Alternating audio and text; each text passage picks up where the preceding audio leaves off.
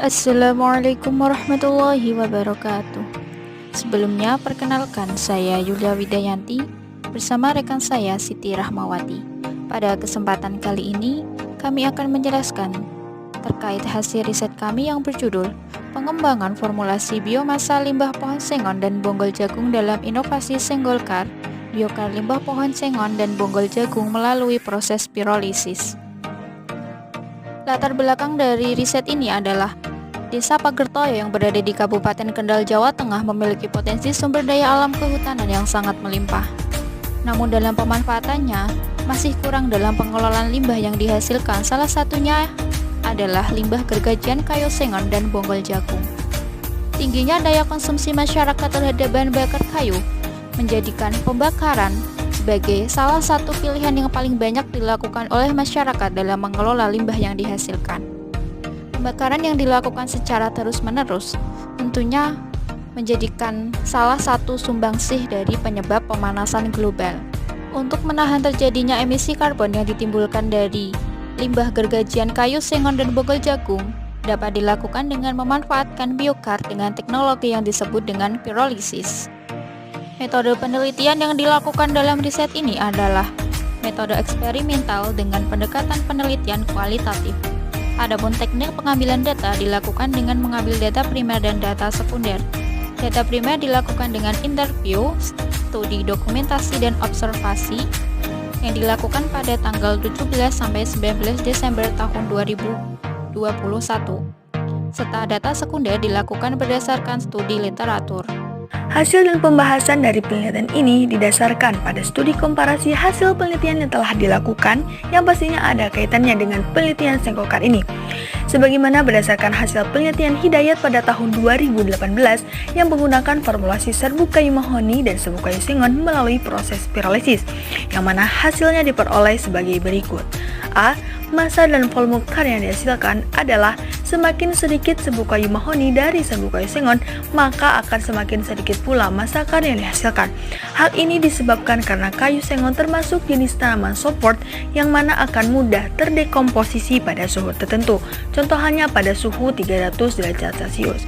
Sehingga dengan adanya penambahan spesimen uji lainnya diharapkan mampu untuk menjaga massa dan volume kar yang dihasilkan dan juga yang dibutuhkan.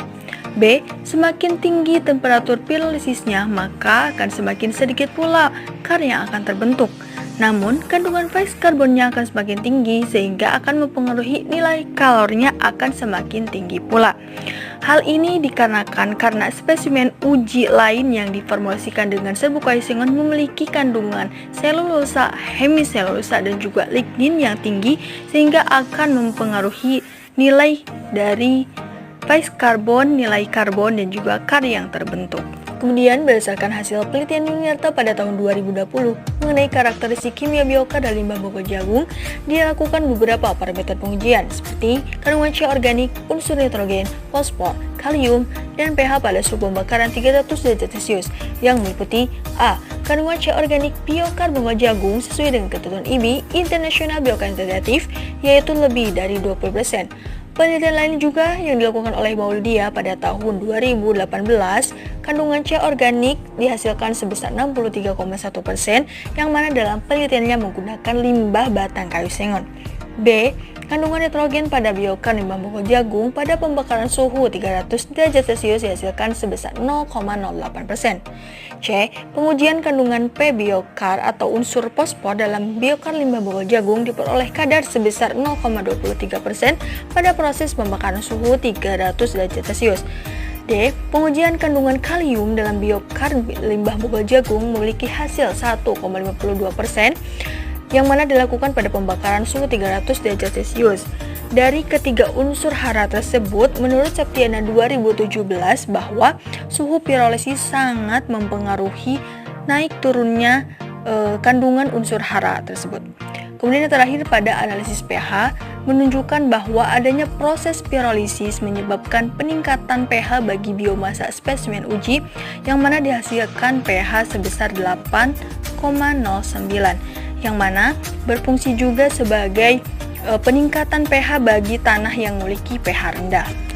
Kesimpulan dan saran dari penelitian ini adalah Senggokan merupakan suatu produk yang dapat menjadi bahan bakar alternatif dengan kadar unsur karbon dalam bentuk arang memiliki kadar lebih sedikit dibandingkan ketika dalam bentuk kayu dalam pemenuhan energi masyarakat yang bersifat ramah lingkungan, serta memiliki kandungan unsur seperti nitrogen, fosfor, dan kalium yang mana sangat berfungsi dalam penyuburan tanah. Dan juga biokar ini dapat berfungsi sebagai peningkat pH tanah yang memiliki pH rendah karena biokar sendiri memiliki pH yang bersifat basa, yakni di atas 7. Kemudian saran dari penelitian ini adalah perlu dilakukannya penelitian lebih lanjut mengenai karakterisasi arang hayati atau biokar kayu sengon yang dipromosikan dengan bokor jagung. Demikianlah presentasi yang dapat kami sampaikan dalam acara Seminar Nasional FMIPA Universitas Banyuwangi tahun 2022. Kurang lebihnya mohon maaf. Wassalamualaikum warahmatullahi wabarakatuh. Peace.